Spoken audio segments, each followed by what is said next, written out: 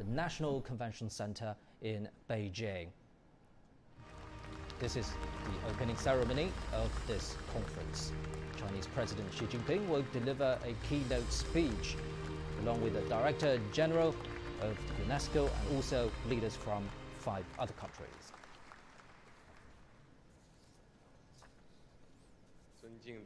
Your Excellencies, Heads of State and Government, Your Excellencies, Heads of International Organizations, distinguished guests, ladies and gentlemen, friends. In this lovely season of thriving green, I am delighted to join you, distinguished guests from 47 Asian countries and 5 continents, in a dialogue on deepening exchanges and mutual learning among civilizations.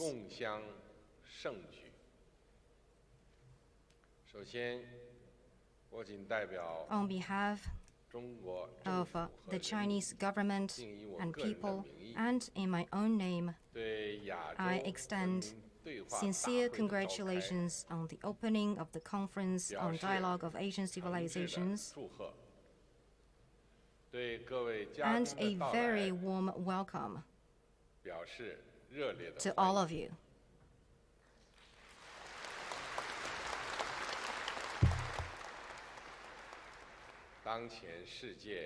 The world today is moving toward greater multipolarity, economic globalization, and cultural diversity, and is becoming increasingly information-oriented. All this points to promising prospects for the future. Meanwhile, instability and uncertainties are mounting, and the global challenges faced by humanity are becoming ever more daunting, calling for joint responses from countries around the world. To meet our common challenges and create a better future for all, we look to culture and civilization to play their role, which is as important as the role played by economy, science, and technology.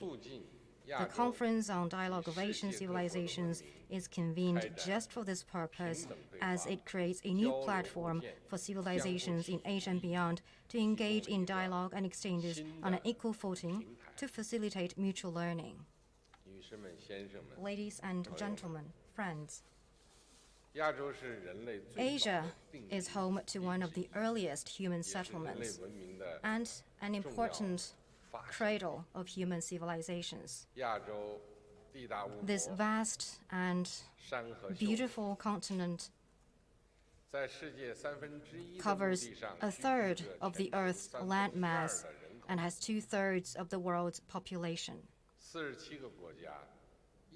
It has more than 1,000 ethnic groups living in 47 countries. For several thousand years before the Common Era, our forefathers living along the Tigris and the Euphrates, the Indus and the Ganges, the Yellow River and the Yangtze, tilled and irrigated the land, made tools and utensils, and built homes to live in. Generation after generation, our ancestors in Asia, with their tireless endeavors, created a time-honored history and profound and rich civilizations. Our vast and fertile plains, beautiful river basins, large steppes, immense deserts, mighty rivers and oceans, and lofty mountains have nourished and enriched diverse and colorful civilizations across Asia. In building our civilizations over the course of several millennia, we, the people of Asia, have made splendid achievements. I think of literary classics such as the Book of Songs, the Analects of Confucius, the Talmud, 1001 Nights, the Rig Veda, and the Gengi Monogatari. I think of inventions such as the cuneiform script, maps, glass, Arabic numerals, paper-making, and printing techniques, and of majestic structures like the Great Wall, the Great Mosque of Mecca, Taj Mahal, and Angkor Wat. They're all invaluable assets of human civilization. Through interactions on this continent, Asian civilizations have enriched each other and written an epic of development. Our forefathers in Asia have long engaged in intercivilizational exchanges and mutual learning. The ancient trade routes, notably the Silk Road, the Tea Road, and the Spice Road, brought silk, tea, porcelain, spices, paintings, and sculpture to all corners of Asia. And they have witnessed intercivilizational dialogue in the form of trade and cultural interflow. Today, the Belt and Road Initiative, together with the 2 corridors and 1 belt, the Eurasian Economic Union, and other initiatives have greatly expanded intercivilizational exchanges and mutual learning. Cooperation among nations in science, technology, education, culture, health, and people-to-people exchanges are thriving like never before. Thanks to exchanges and mutual learning among themselves and with other civilizations in the world, Asian civilizations have grown from strength to strength. The great Asian civilizations have a special place in the annals of world civilizations. And the Asian civilizations have added to the diversity of human civilizations. Think of what Asia stands to offer in terms of religion, philosophy, ethnic code, law, literature, painting, drama, music, and even the building of towns and villages. They speak volumes for Asia's profound and proud achievements, extensive systems of social customs, immortal classics that have endured for millennia, the fine pool of exquisite art, and diverse institutions, among others. All these offer rich choices for civilizations the world over to draw on. As we review our past and look beyond Asia, we should have greater confidence in our civilizations. We may build on the rich heritage of our forefathers, stay engaged with other civilizations, and increase mutual learning. By doing so, we will add new glory to Asian civilizations. Ladies and gentlemen, friends, we Asian countries are closely connected and share a natural bond of affinity. We went through similar historical trials, and we hold the same dream for the future. Going forward, we need to see where the world is going, ride on the trend of the times, and turn our people's longing for a better life into reality. We Asian people hope to see peace and stability across Asia. Upholding peace is the responsibility of every country. When peace is interrupted by conflict or war, economic growth, decent lives, social stability, and people-to-people exchanges will all be out of the question. We, the people of Asian countries, wish to live and work in content and security, free from fear. We hope that all countries will respect and trust each other, live in harmony, and interact with each other in a manner that transcends national boundaries, time and space, as well as the difference between civilizations. We should work together to safeguard peace, something that is even more precious than gold. We Asian people hope to see common prosperity in Asia. Economic growth sustains a civilization, and prosperity underpins the progress of a nation. In some parts of Asia, people, women and children in particular, are still suffering from poverty, hunger, and disease. This must change. We Asian people long for decent lives free of poverty. We hope that countries will work together to promote economic globalization and make it more open, inclusive, balanced, and beneficial to all.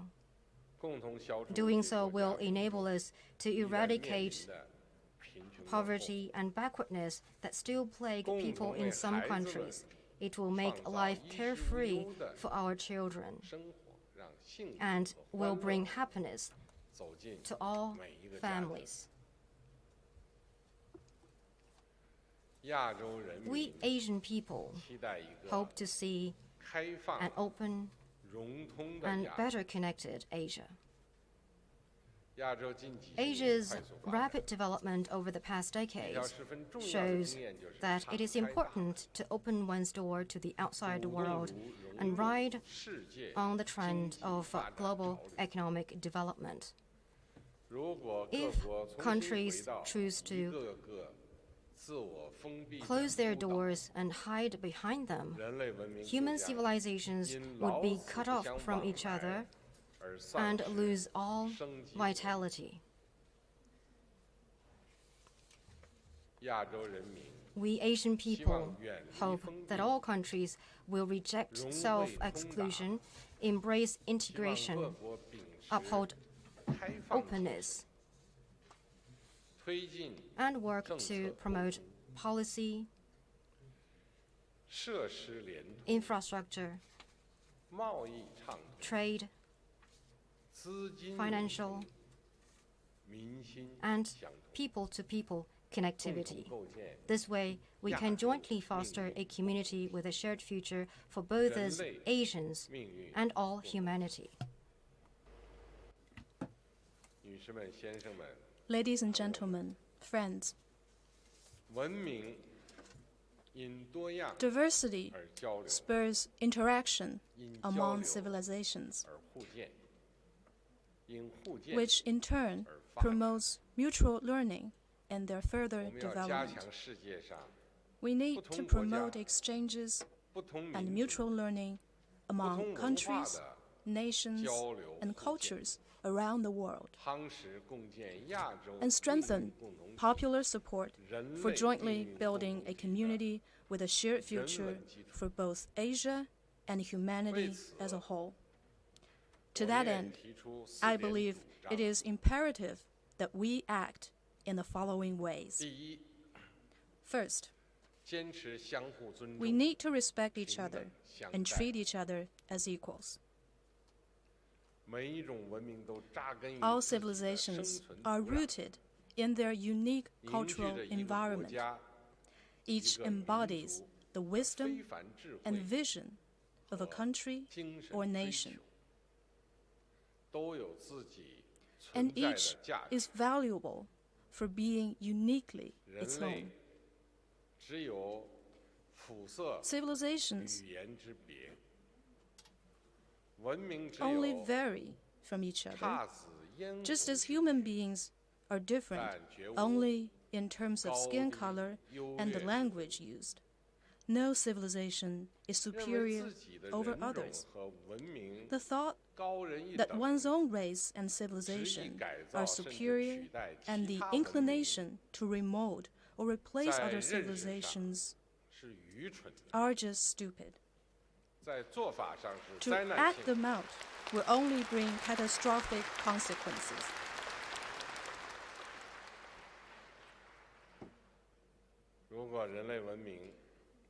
If human civilizations are reduced to only one single color or one single model, the world would become a stereotype and too dull a place to live in. What we need is to respect each other as equals and say no to hubris and prejudice. We need to deepen understanding of the difference between one's own civilization and others and work to promote interaction, dialogue, and harmony among civilizations. In the many places I have visited around the world, what fascinates me the most is civilizations in their rich diversity. I cannot but think of the Central Asian city of Samarkand, the Luxor Temple in Egypt, Sentosa in Singapore, Wat Phra in Bangkok, and the Acropolis in Athens, to mention just a few. China is ready to work with other countries to protect Asian cultural heritage and better preserve and sustain our civilizations. Second, we need to uphold the beauty of each civilization and the diversity of civilizations in the world. Each civilization is the crystallization of human creation, and each is beautiful in its own way.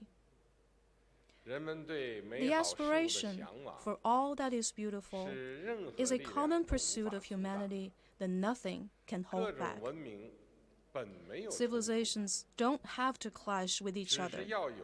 What is needed are eyes to see the beauty in all civilizations. We should keep our own civilizations dynamic and create conditions for other civilizations to flourish. Together, we can make the garden of world civilizations colorful and vibrant.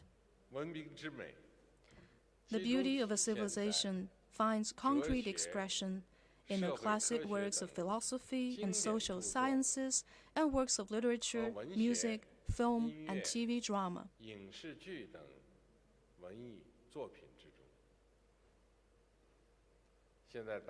Now, a large number of outstanding cultural works from other countries are brought into China, and a lot of fine Chinese cultural products are introduced to other countries. China is happy to launch initiatives with relevant countries to translate Asian classics both from and into Chinese and promote film and TV exchanges and cooperation in Asia. This will help people in Asia better understand and appreciate each other's cultures and build a platform of exchange and mutual learning for the best of Asian civilizations to spread and be known to more in the world.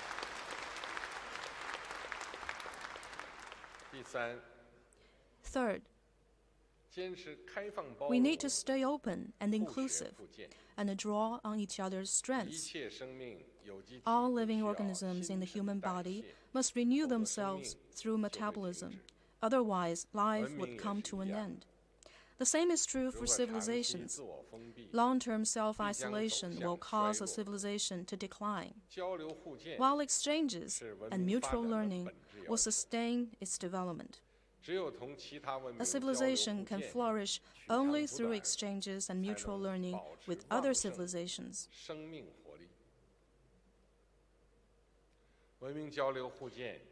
Such exchanges and mutual learning should be reciprocal, equal-footed,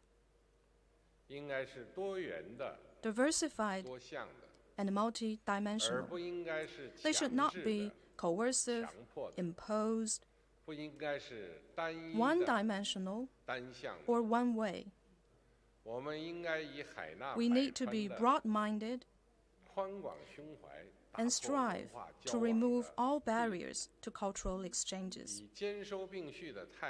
We need to be inclusive and always seek nourishment from other civilizations to promote the common development of Asian civilizations through exchanges and mutual learning.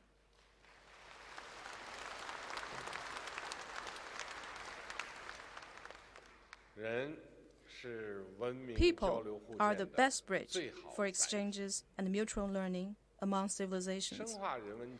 Closer people-to-people exchanges and mutual learning, for that matter, is a sure way to eliminate estrangement and misunderstanding and promote mutual understanding among nations. Over the years, China has, in collaboration with other countries, established many platforms and channels for cooperation in education, culture, sports, health, and other fields. China will work with other countries to step up exchanges among the youth, non-governmental organizations, subnational entities, and media organizations. Create a network of exchanges and cooperation between think tanks, explore new models of cooperation, and deliver more solid outcomes in diverse forms. Such efforts will boost exchanges and mutual learning among civilizations. Fourth, we need to advance with the times and explore new ground in development. For civilization to endure, efforts must be made to keep it alive and build on its heritage from one generation to the next.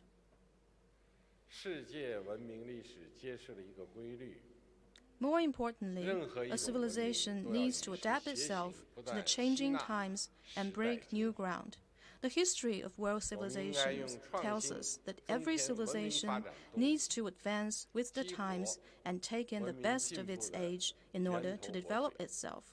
We need to come up with new ideas to add impetus and inspiration to the development of our civilizations. With these efforts, we will deliver achievements for our civilizations to transcend time and space and have a lasting appeal.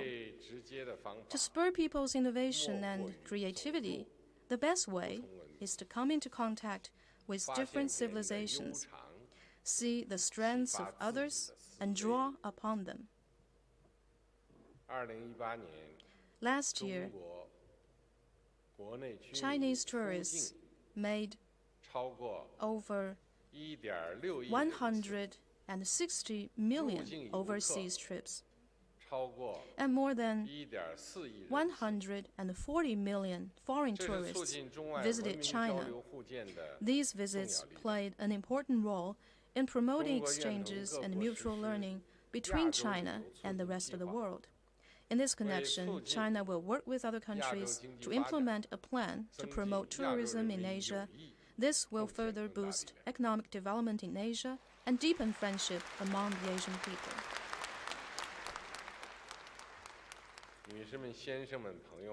Ladies and gentlemen, friends, being an inseparable part of Asian civilizations, Chinese civilization has, since its early days, evolved and grown by drawing on its past achievement, exploring new ground, and adapting to changes. It represents the profound pursuit of the Chinese nation and provides a rich source of strength for its lasting development. Chinese inventions such as paper making, gunpowder, printing, and the compass, as well as China's astronomical knowledge, calendar system, philosophy, and the people-centered doctrine, have all had a global impact and propelled the development of human civilizations. Chinese civilization, as an inclusive and integrated whole, has become what it is today through constant interactions with other civilizations. It has been enriched by the introduction of Buddhism and the confluence of Islam and Confucianism in the old days, and by the introduction of Western learning, the launch of the new cultural movement, and the introduction of Marxism and socialism in modern times. All-round opening up of the country, starting with the Reform and Opening Up program, has added to its vitality today.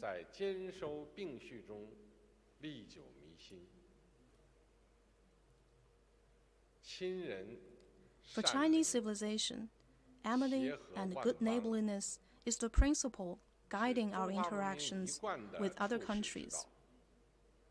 And to deliver prosperity and security to the people is the overarching goal.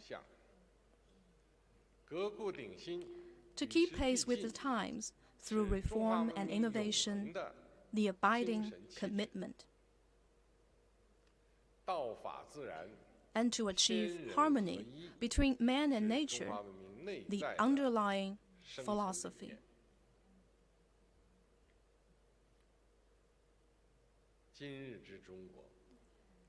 China today is more than the country itself. It is very much a part of Asia and the world. In a time to come, China will open its arms wider to embrace the world and contribute the dynamic achievements of Chinese civilization to a better world in the future.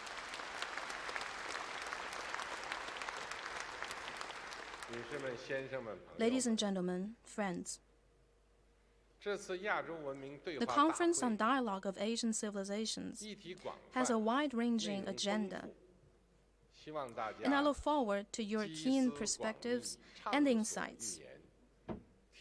By putting our heads together, we will create an even better tomorrow for civilizations in Asia and beyond. To conclude, I wish this conference every success. Thank you.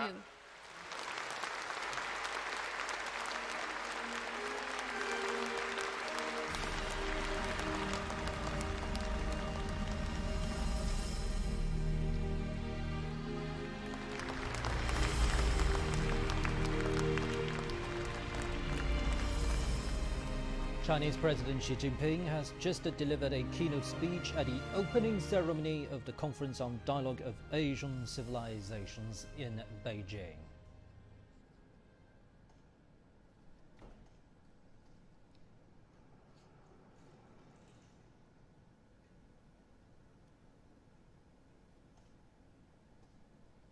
You're watching live footage from Beijing. This is the opening ceremony of the Conference on Dialogue of Asian Civilizations.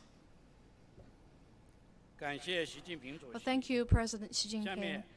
Now, I give the floor to His Majesty King Norodom Sihamoni.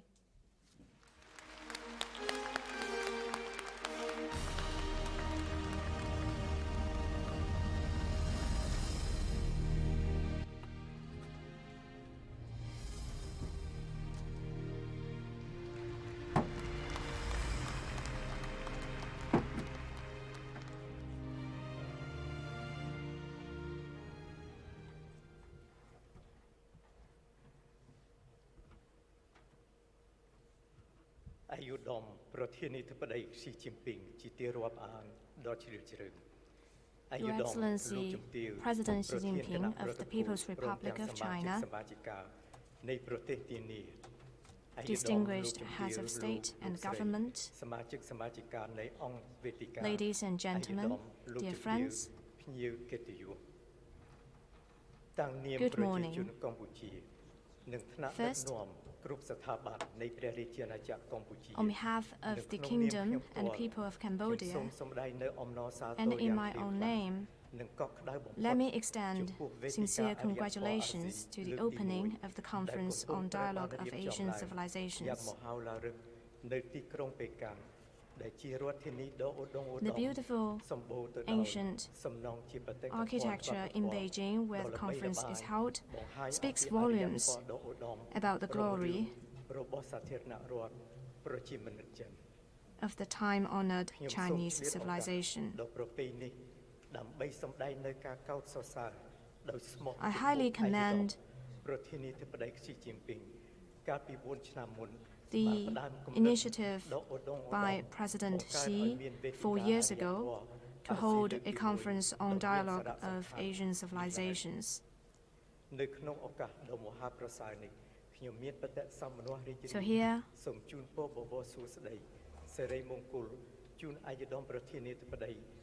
I would like to wish President Xi Jinping, heads of the delegations, and all the guests present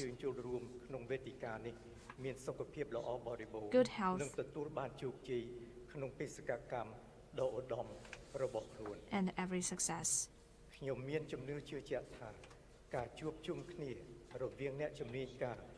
This great event has brought together scholars of culture and religion from across Asia. Through such activities as cultural carnival, cultural performances, exhibition of relics, and cuisine festival,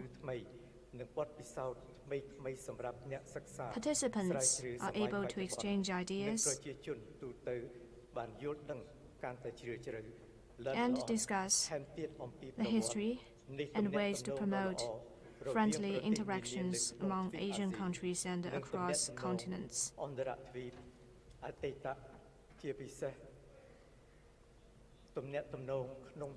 Culture, religion, and trade are the catalysts for the development of Asian countries.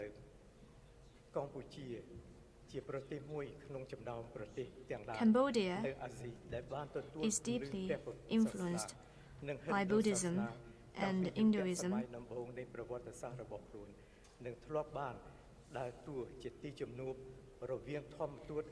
Indian monks and Chinese merchants stayed here for several centuries, giving a boost to the Khmer culture and contributed to the Khmer civilization that captured the imagination of the whole world.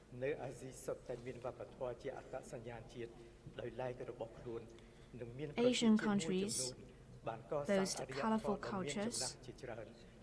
Some ethnic groups have created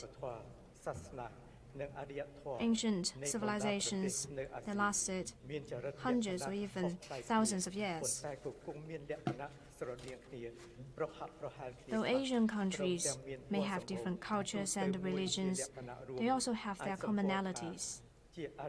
We Asians have similar color skin, inclusive civilizations, and profound philosophy, and live on a continent that is the source of multiple important religions. The world today faces unprecedented scientific and technological transformation and great development of social resources. At the same time, we have seen worrisome social ethnic problems and racial conflicts, which severely affected the dignity of cultures and sustainable development, or even the future of humanity.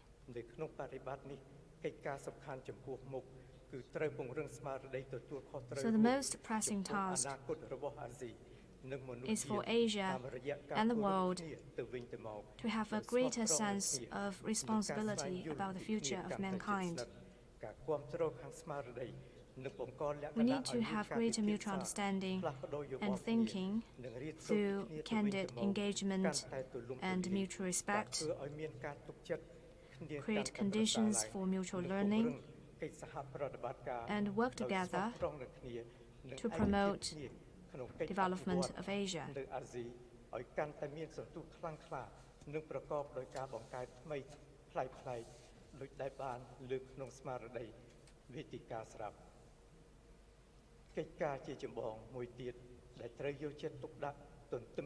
In this process, religion plays an important role in enhancing ethical conduct, building a harmonious society, and upholding world peace.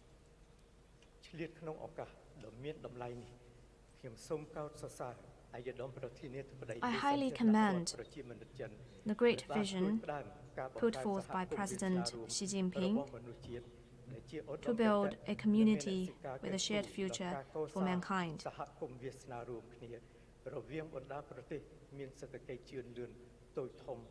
This vision enables all countries of all sizes and development levels to enjoy a shared future with China, who values peace and is a truly admirable nation. To realize this great vision, the second Belt and Road Forum for International Cooperation was recently held in Beijing with great success. It has seen active participation from all partner countries who are working in unison for a shared future. All countries have benefited a great deal from Belt and Road Cooperation. I am convinced that the outcomes of the conference will help promote friendly exchanges between Asian countries,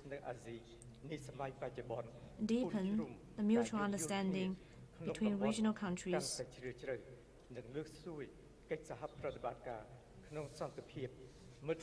and elevate our peace, friendship, and sincere cooperation. In conclusion, I wish the first conference on dialogue of Asian civilizations a great success. And I wish all of you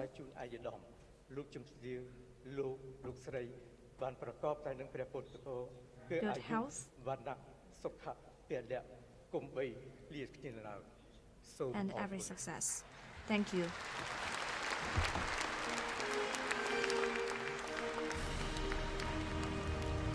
You're watching live footage from Beijing's National Convention Center. This is the opening ceremony of the Conference on Dialogue of Asian Civilizations. King of Cambodia, Sihamoni, has just delivered a speech. Thank you, Your Majesty. Now, I give the floor to President Pavlopoulos of the Hellenic Republic.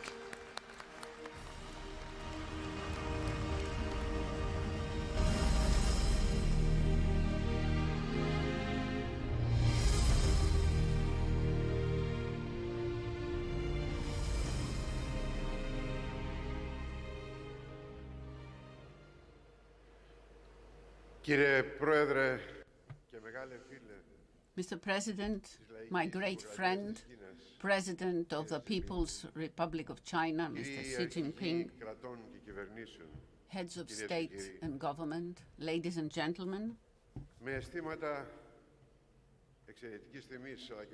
I feel greatly honored and deep emotion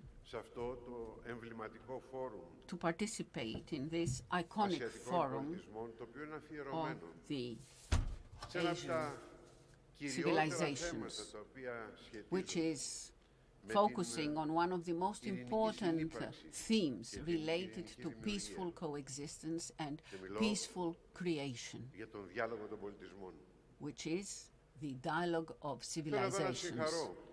I should therefore like to congratulate my friend, the President of the People's Republic of China, Mr. Xi Jinping, for his initiative. It is an honor to you, Mr. President. This initiative also honors the great civilization of China, even more so when it is taking place on such an important anniversary, the 70th anniversary from the foundation of New China, and on the celebration of the road to creativity that China is following, the road to the great change, which is fully committed to the values of the great Chinese civilization. Mr. President, you are leading your great people on the way to defend the ideals, to defend justice. You are leading them to move away from poverty. You are leading your people in the direction of the value of man and of the development of human personality. And that is why I think that this forum is so important. I am here as a Greek, as a European, as somebody from the West. I am here in China, and I am fully aware, as I participate in this forum, that I am in the country of an age-old civilization, the Chinese civilization, which has made a great contribution to the world cultural heritage. This contribution is continuing and will continue in the future. But I'm also fully aware of the fact that I am here also representing the Greek civilization, an age-old civilization which, without hubris, without feelings of superiority, we believe that is the birthplace, the cradle of the ancient, of European civilization, and its emblem is the emblem of the West, the Parthenon. And our civilization, Greek civilization, and therefore the civilization of Europe, of the West, has the following characteristics. First of all, it does not maintain to be superior. It is fully aware of the fact that civilizations are equal. We do not believe, we Greeks, we do not consider that our civilization is superior to any other civilization. But what we claim is that our civilization is unique, just like every civilization must claim its unique characteristics. What is this uniqueness? Is the manner in which Greek civilization has contributed to the universal civilization through the free spirit, through the creation of the spirit that has taken information, taken experience and turned it into knowledge, and knowledge became wisdom, became science. This is the great contribution of the Greek civilization to the European, to the Western civilization, but also to the world civilization in general. This is what we would like to continue to contribute even today. It is the nature of the Greek civilization that makes it, our civilization, appropriate to dialogue. And from now on, I will very concisely provide some ideas. Why do I believe that Greek civilization is a civilization of dialogue? Because for us Greeks, for us Europeans, for us people of the West, just like the people of Asia and of China, a real civilization puts man at its very center. Civilization exists for the sake of man, and man creates civilization.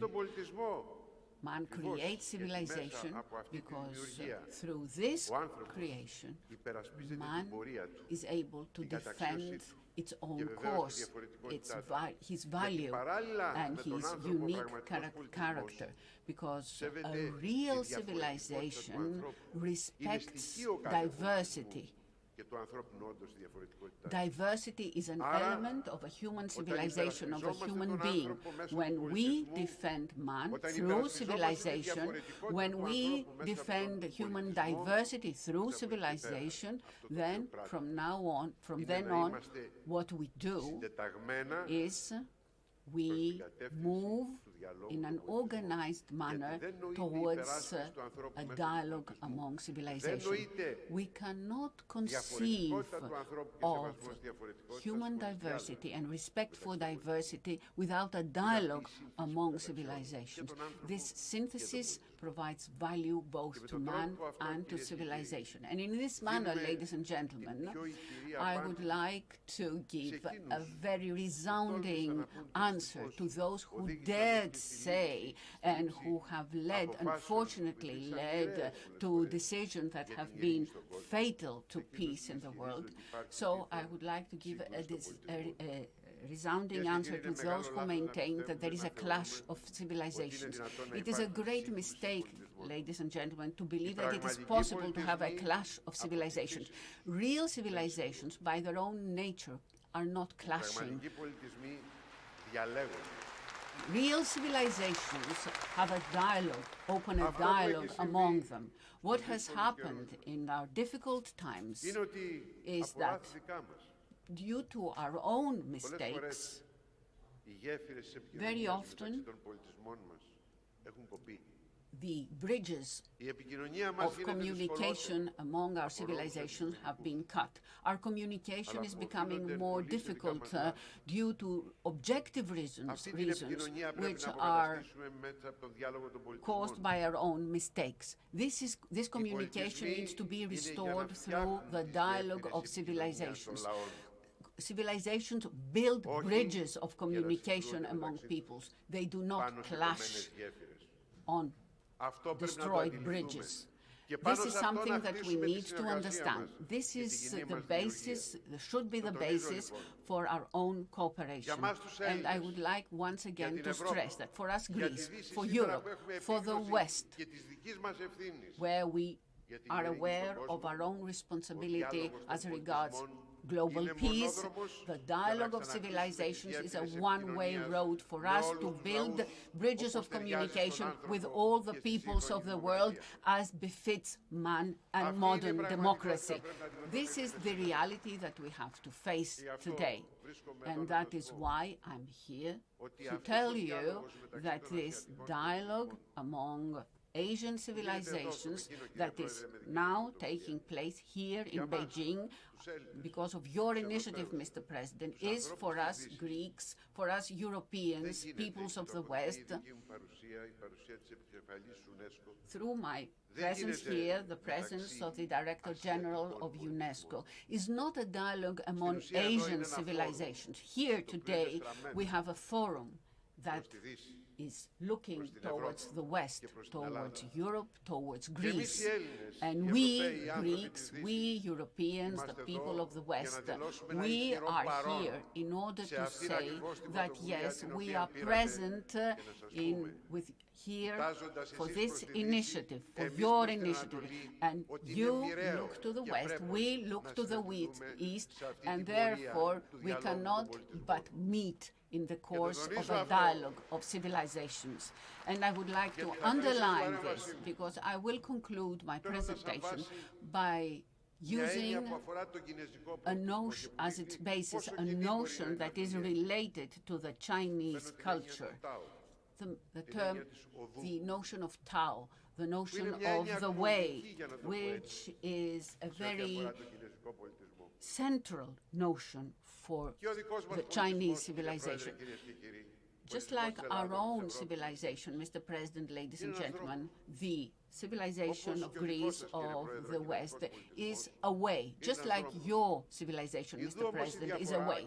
But there is a difference, and I would like to quote the thought of one of the greatest philosophers in the world, François Julien,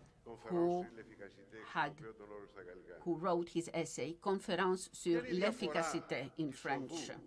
What is the difference between our own way, the way of the West, compared to the way of the East, of Asia, of China, the Tao? For us, people of the West, for us Greeks, the way of civilization is a way towards, leading to some direction. We are looking towards a specific direction. And I would like to use my ancestors' example, Parmenides, the ancient pre-Socratic philosopher. He used to say that the way, the thought, is a way towards truth. And the way for Christianity, which is common for us in the West, this is a way towards salvation. But for you, peoples of the East, and especially for the great Chinese civilization, Mr. President, the way, the Tao, is not a way that leads towards a specific direction. Is the way of evolution. It is the way through which the whole process is eternally renewed in a state, and through a state of harmony leads to creation, leads to sustainable creation.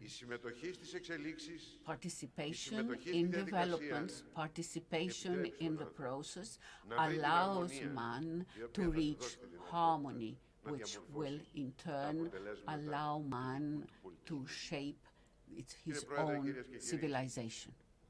Mr. President, ladies and gentlemen, it is very simple for us to conceive that when our civilizations move along a way in different directions, they will unavoidably meet. And which is the best way for them to meet? Only through this dialogue of civilizations, which little by little, it allows them to understand that their common objective, the creations of a real civilization, are creations that show harmony, and through harmony, peaceful coexistence, and through peaceful coexistence, the joint creation, which is nothing else than the manner for man to realize his value according to his destination. I have nothing more to add. For us Greeks, the word is mostly related to thought. Therefore, I am here to listen. But once again, Mr. President, allow me to say that you should feel proud for the organization of this forum, for this initiative. Let me repeat, we Greeks, Europe, the West, we consider it not just a forum of Asian civilizations. It is a forum which, from here, from Beijing, is looking towards the West, is inviting the West to participate in this dialogue so that we can come to the end that I described earlier. So on behalf of Greece, of Europe, of the West, we are present here, just like we're going to be present in the forum which started from Greece, and we feel very proud of that, to the Forum of Civilizations, which, after Bolivia, will be organized here in China, thanks to you. We will be present here as well. And this is a forum for all civilizations, and we can show that through a dialectic synthesis of civilizations, we are able to build a future for which we can be proud. The dialogue of civilization tells us that what we people can share on the globe, on this planet, are very important. But these are things that we ought to look at from a different point of view, that we have more in common than we have things that divide us. And on this basis, we will build a better future for us and for the coming generations. Thank you very much. Greek President Pavlopoulos has just delivered a keynote speech at the opening ceremony of the Conference on Dialogue of Asian Civilizations. In that insightful and passionate speech, he made it very clear and what he called a resounding answer to those who believes the idea of clashes of civilizations is a great mistake.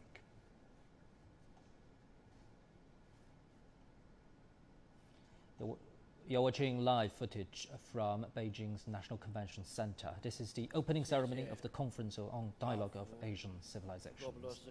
Thank you, President Pavlopoulos. Now let me give the floor to President Halimah Yacob of the Republic of Singapore.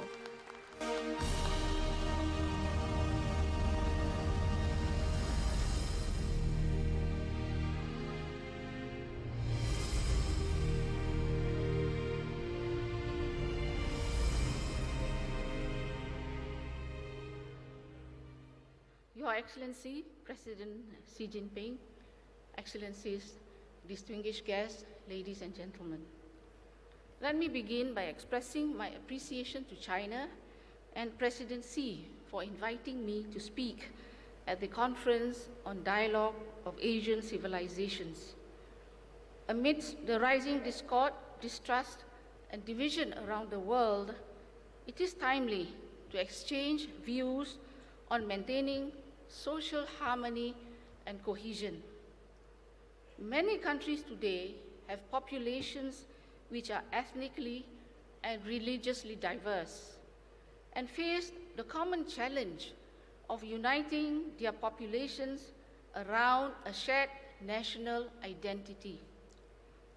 Even nations with more homogeneous populations have to interact with and cooperate with other countries and populations, given how globalization and technology have brought countries together.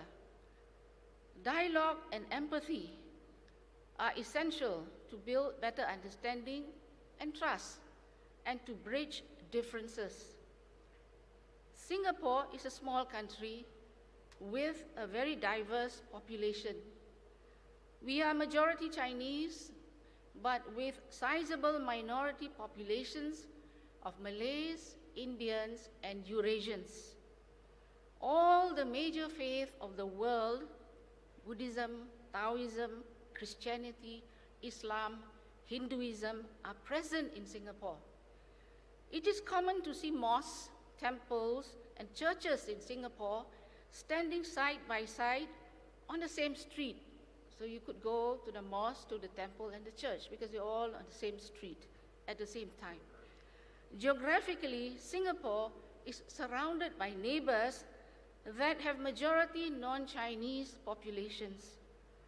It is therefore vital for Singaporeans to live harmoniously both among ourselves and with our neighbors in the region. As a multiracial, multi-religious country, our founding principle is to treat all Singaporeans equally, regardless of race, language, or religion. Our founding fathers fought tenaciously for this principle when Singapore was originally part of the Federation of Malaysia. Eventually, the inability to settle this fundamental issue led to our separation from Malaysia and our independence in 1965. Since then, Singapore has striven to promote tolerance, harmony, respect, and mutual understanding between different races and religions. We foster cohesion through inter-ethnic and inter-religious institutions and organizations that promote interaction, understanding, and cooperation between different groups in society. We use English as our common language, not Chinese, so that no minority group is disadvantaged, and all the races can socialize and interact with ease. Our schools are racially integrated. We have deliberate rules to ensure that our public housing estates have a good racial mix and to prevent ethnic ghettos from forming. By living together, Singaporeans learn to get along with one another. All Singaporean young men do 2 years of national service together, which means generations of male Singaporeans interact with each other, learn the same values, and train together to defend our country and our ideals. Our Constitution protects the position of minority communities and ensures their representation in our political system. Recently, we amended the Constitution to ensure that minorities will regularly be elected as the President of the Republic of Singapore.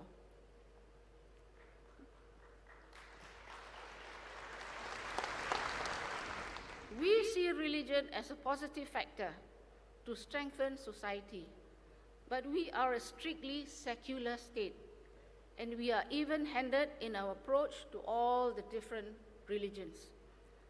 The different faiths make a cardinal virtue of tolerance and mutual accommodation. Each group maintains their own cultural and religious practices, and we do not allow any group to impose its practices and requirements on others. We work hard to build interreligious understanding and tolerance. We have strict laws against the denigration of other faiths, and the mixing of religion and politics is prohibited. All groups have to respect other faiths, adopt a give-and-take approach, and be sensitive and restrained in proselytization. Our community groups and grassroots organizations play an important role in reaching out and bringing together people across the different faiths and the different races. For us, religious harmony will always be a work in progress. In recent years, Singaporeans of all faiths have become more fervent in their religious convictions. It is important that our people are good citizens of Singapore, at the same time that they are good Buddhists, Taoists, Christians, Muslims, or Hindus. Indeed, Singapore sees our diversity as our strength. The different backgrounds and perspectives offered by the diverse composition of our society add depth to our understanding of a fast-changing world, because the world outside is not just of one type, but of many different types. So our diversity helps us in understanding the differences in the world outside us. Our effort to integrate and harmonize the different communities has made us a more resilient society. Externally, our approach has also served us well. Cultural and language similarities, as well as familial ties, do help Singaporeans make friends with other Asian countries and to create a sense of affinity because we can understand one another well. But we conduct our relations with other countries as a Singapore nation, and not as a Chinese nation, a Malay nation, or an Indian nation. Singapore's situation is a microcosm of a larger challenge faced by the world in getting people of different religions, values, and backgrounds live together harmoniously. We are still a young country and have to find our own path forward. Next month, Singapore will host the International Conference on Cohesive Societies under the theme, Many Communities, One Shared Future, to facilitate dialogue on social harmony. We hope to use the opportunity to share our experience as well as to learn from others. And most certainly, President Xi Jinping's example in organizing this conference is a very good example of how we can conduct dialogue, both within the Asian civilizations, as well as a dialogue that reaches out to other civilizations in the world. And I do agree with most of the points that have been stated by previous speakers. This is what we need to do: understand better our own civilizations, create harmony, create respect, create tolerance, create understanding. But that does not mean that our civilization should be exclusive. It should be a civilization that can work with other civilizations, because that's the diversity that would enrich, enhance the world. Let me conclude by reciting to you the national pledge that our students recite every day in school. And this pledge that they recite, that every Singaporean going through our school system knows very well, and who also pledge them every day, is just a summary of what I've said over the last couple of minutes.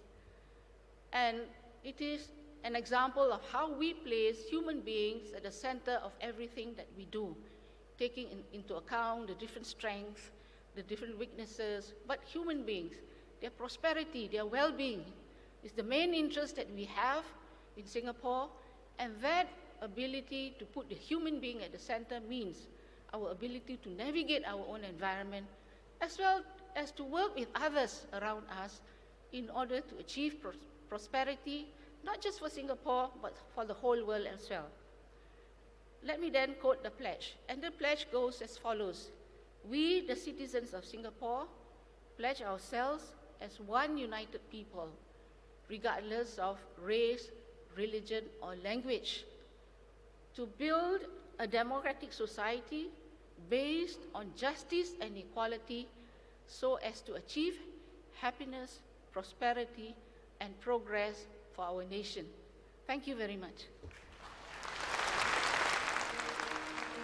President of Singapore Halimah Yacob has just delivered a keynote speech at the opening ceremony of the Conference on Dialogue of Asian Civilizations. She focused on Singapore's efforts to build a national identity that meets the multi-civilizational context of the country.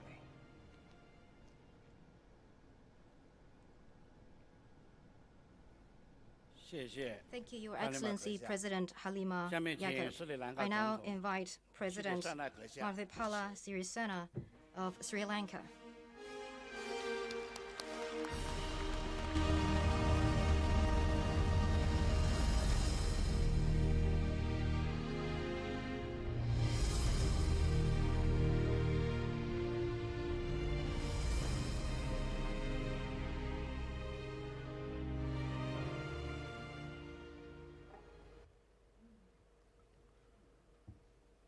ඔබ සියලු දෙනාටම සුබ උදෑසනක් කියලා මම ප්‍රාර්ථනා කරනවා. A very good day to all of you. චීනයේ ජනාධිපති අතිගරු ෂි ජින්පින්, His Excellency Xi Jinping, the President of the People's Republic of China, ගෞරවනීය රාජ්‍ය නායකවරුනි, Excellencies, Head of States, සියලුම ආරාධිත අමුත්තනි, distinguished delegates, හිතවතුනි, මිත්‍රවරුනි, my friends. ආසියාවේ ශිෂ්ටාචාරය පිළිබඳව සංවාදයක් පැවැත්වෙන අවස්ථාවක්. At this occasion of the Asian Civilization Dialogue Conference, first of all, I would like to extend President Xi Jinping, the government of China and its people, my heartfelt gratitude for the invitation extended to me.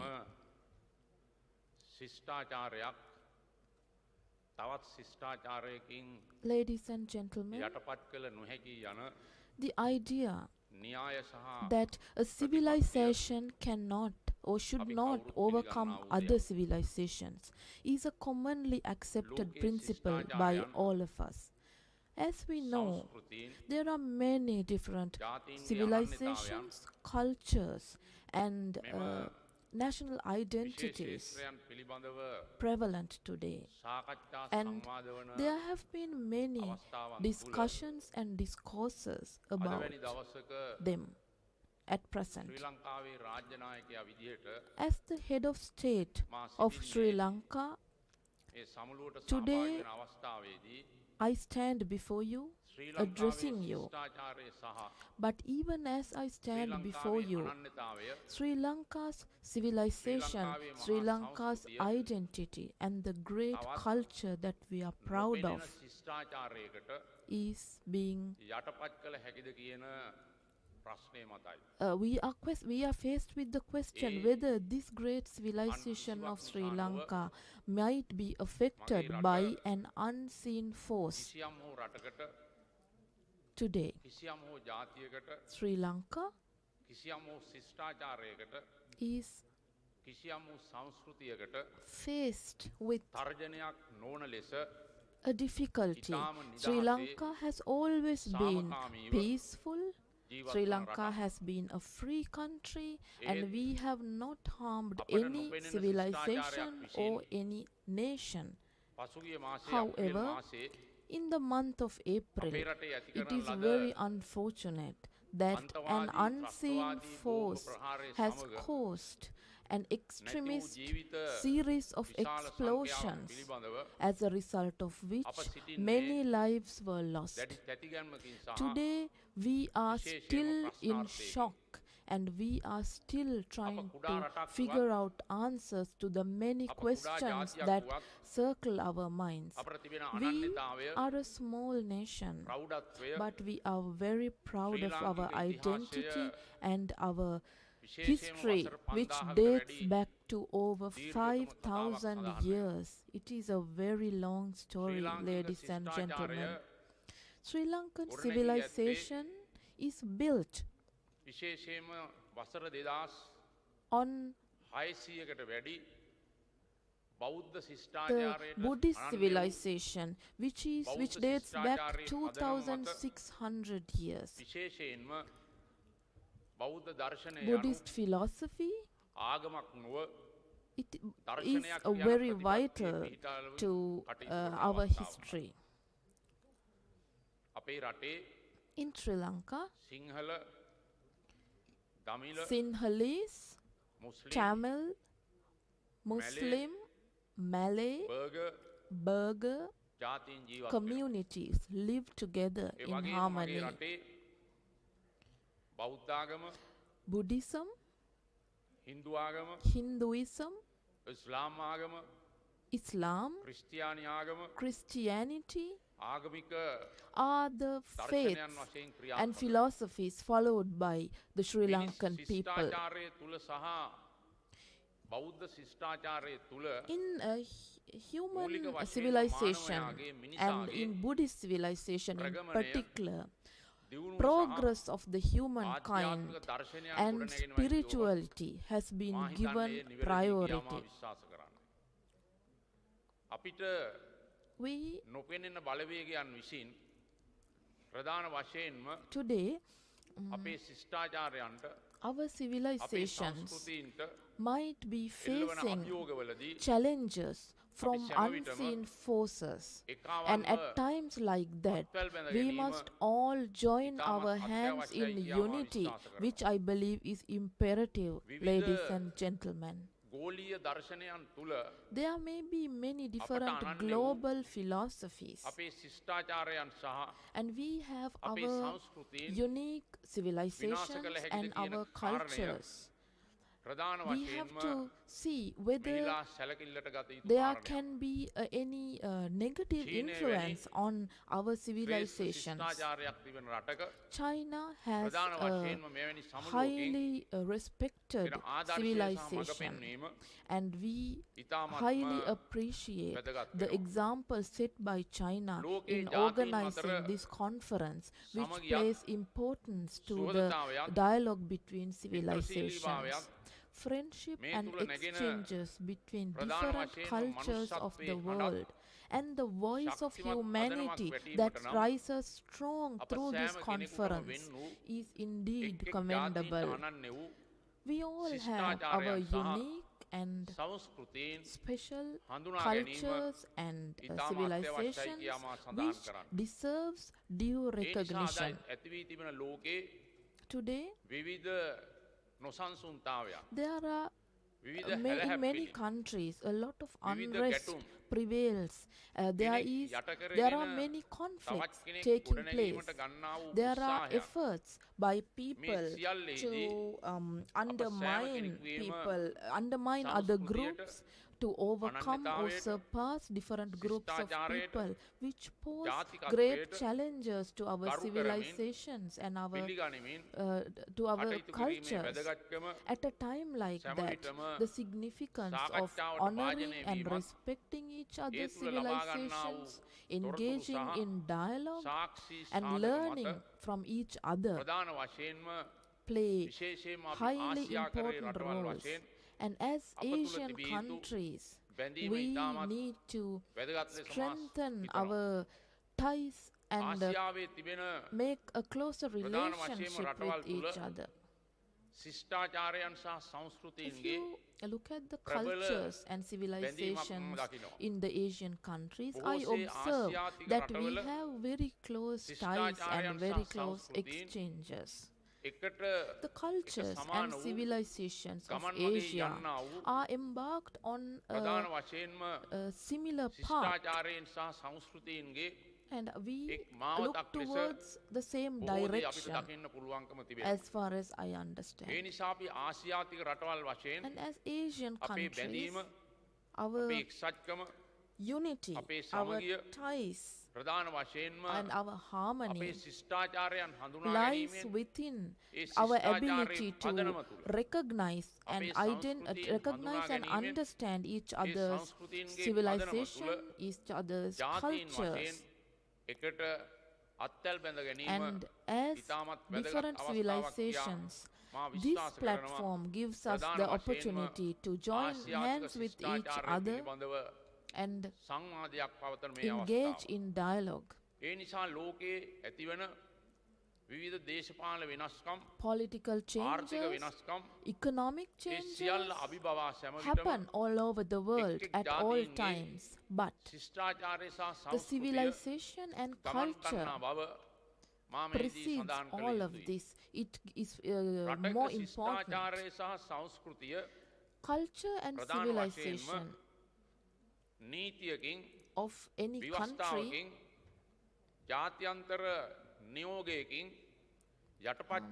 cannot be undermined by any international or any other rules or regulations. We all have unique and independent civilizations which deserve equal recognition. At a dialogue such as the dialogue that is taking place in this forum, we must all take time to respect each other's identity and preserve our nationalism. And as Asian countries, this gathering indeed creates an honorable platform for us to do this. Today, international terrorism, religious extremism are negative aspects that we need to face and overcome. Each country deserves to live free, independent, safeguarding their national dignity, safeguarding democracy. That is what we all deserve. International terrorism, religious extremism are some of the challenges we have to face in achieving this reality. And we need to be able to eliminate international terrorism. For this purpose, I believe that international cooperation is highly important. I would like to take this opportunity to extend my greatest appreciation for the organizing of an Asian civilization dialogue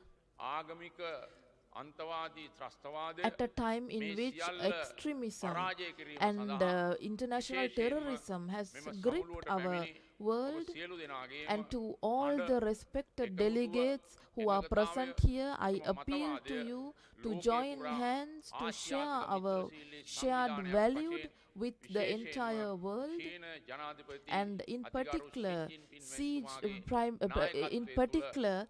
to His Excellency Xi Jinping, I extend my appreciation. With that, I would like to wind up my speech. Thank you very much. Sri Lanka's President Maithripala Sirisena addressed the current challenges to civilizations and cultures, also highlighted the importance of a dialogue.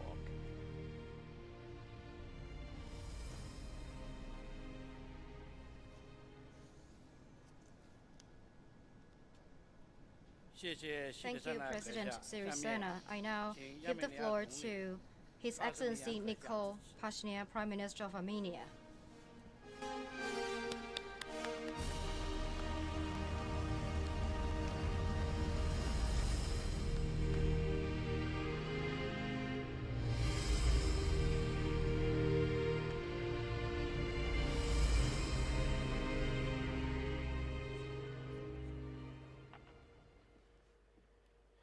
President Xi Jinping, Your Excellencies, heads of state and governments, ladies and gentlemen, I am privileged for this opportunity to be here in China, the cradle of ancient civilization, and attend this important event. As I believe the beauty of our planet and the human civilization is in diversity. Diversity generates dialogue, and the dialogue leads to cultural exchange and mutual enrichment, which eventually creates conditions for progress. Armenians in Armenia and in our worldwide diaspora have historically developed a mindset that has always been open to interaction with various cultures, traditions, and religions. As noted by great German philosopher Immanuel Kant, I quote, "Among the Christian nations, Armenians have certain commercial spirit. They travel from the borders of China all the way to the coast of Guinea to carry on commerce, and know how to secure a peaceful reception by all the people they encounter." End of quote. This is why today we can encounter landmark pieces of Armenian heritage in Jerusalem and Istanbul, Tbilisi and Baku, Hong Kong and Calcutta, Singapore and Dhaka, in all major spots along the ancient Silk Road.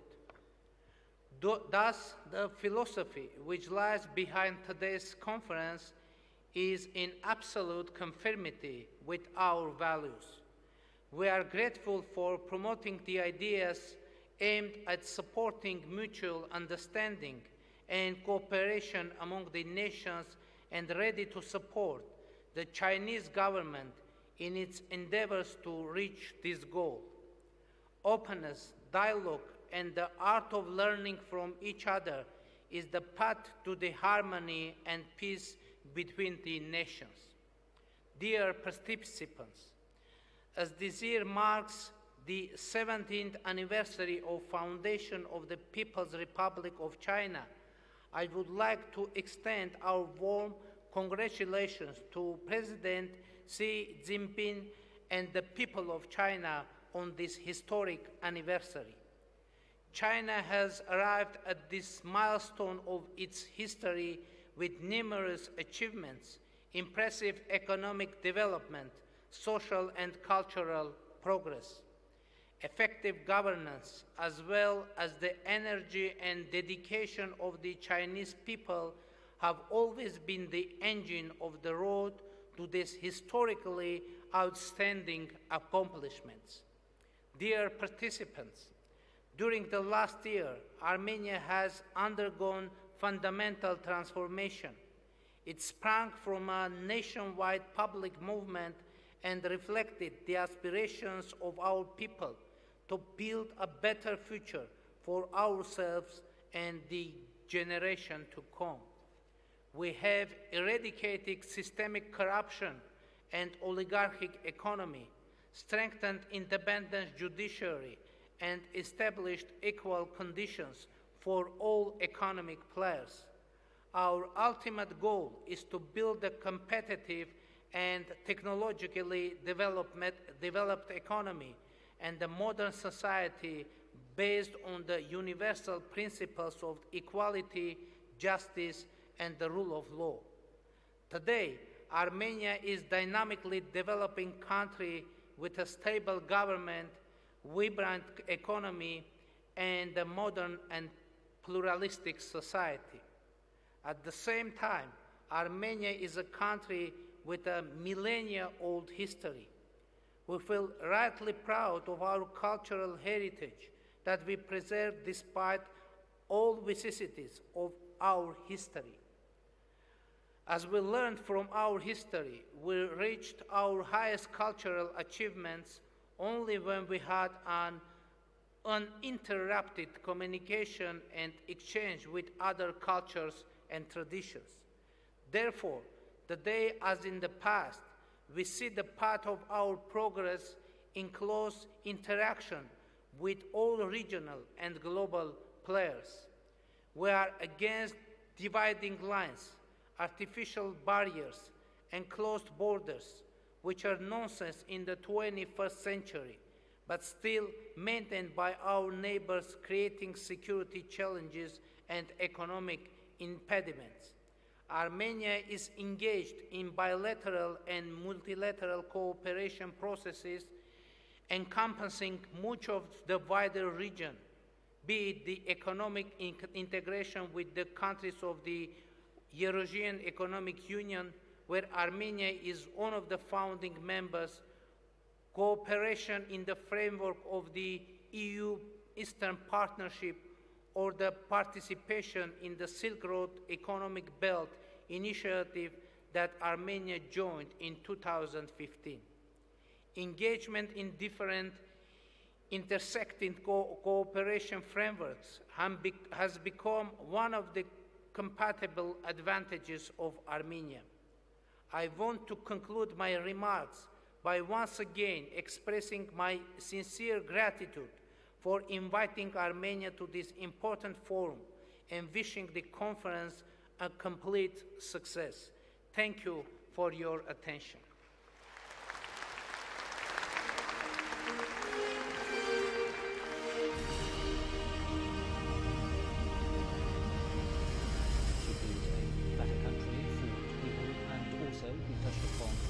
Regional efforts to enhance communications and cultural understandings. Thank you very much, Prime Minister Pashinyan. Now I give the floor to Madam Audrey Azoulay, Director General of UNESCO.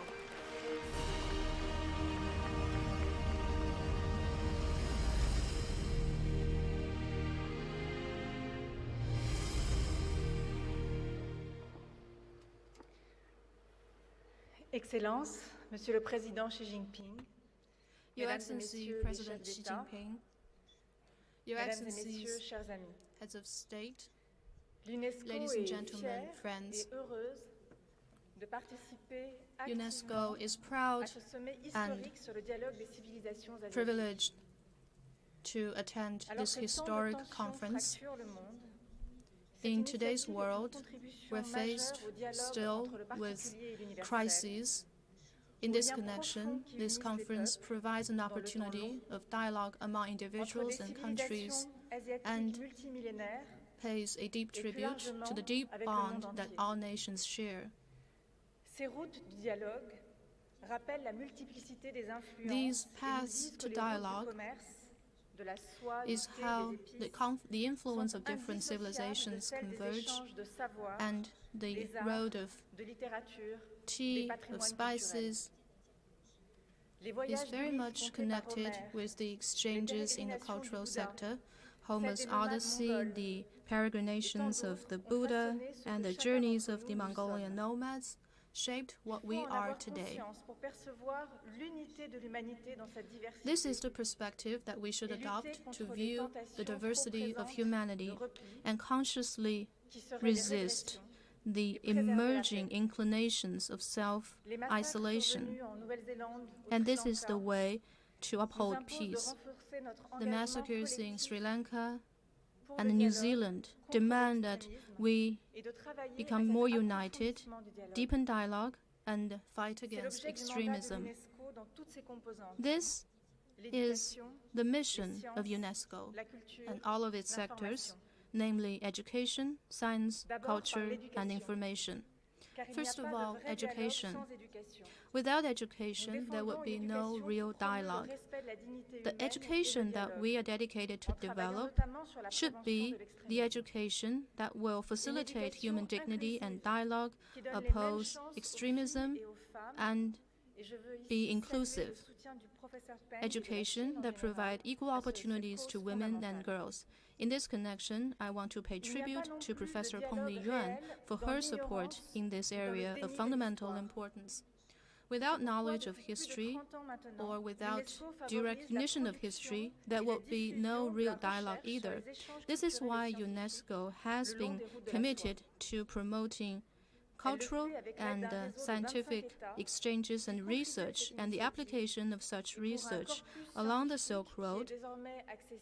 For the past 30 years, 25 countries have already taken part, and the findings are also released on the website. Civilization dialogue requires the participation of young people. I know that this is very much a goal that China pursues. That is why we signed a cooperation agreement to support young researchers to carry out studies on the Silk Road. It is in line with this spirit that we have organized youth forums, youth art programs, to provide opportunities for these young people to exhibit their photos, to show how they see the Silk Road. And this photo exhibition I just mentioned is ongoing as we speak today. The significance of dialogue among civilizations also lies in respecting and protecting tangible and intangible cultural heritage, which very much reflect our civilizations. And so UNESCO has been working with countries around the world, which we are very proud of. For instance, our science sector has done marvelous work in Angkor Wat to try to rehabilitate this precious Khmer heritage. And also we have adopted the initiative to revive the cultural diversity of Mosul in Iraq. And also we have listed Armenia's Kashgar and also Xi'an's terracotta warriors as World Heritage Sites. And also we have carried out a program of UNESCO Creative Cities Network so that we can let culture play a role in development and modernization. Singapore and Beijing, for instance, are cities in this program. And I think humanity's cultural expression is shaped in the long course of interaction between man and nature. So really, the development of civilization would not be possible without responding to climate change and the effect on biodiversity. Ladies and gentlemen, I want to thank President Xi Jinping and the Chinese side for hosting this conference. In 2014, President Xi made a speech in UNESCO headquarters explaining China's perspective on civilizational dialogue. Let me end with a famous quote of Ibn Battuta, who visited China in the 14th century. He said that traveling, it leaves you speechless, then turns you into a storyteller. So really, let's share our history. Let's value the bond that we have forged throughout history. We have the same imagination, and let's share this imagination and contribute to peace together. Thank you.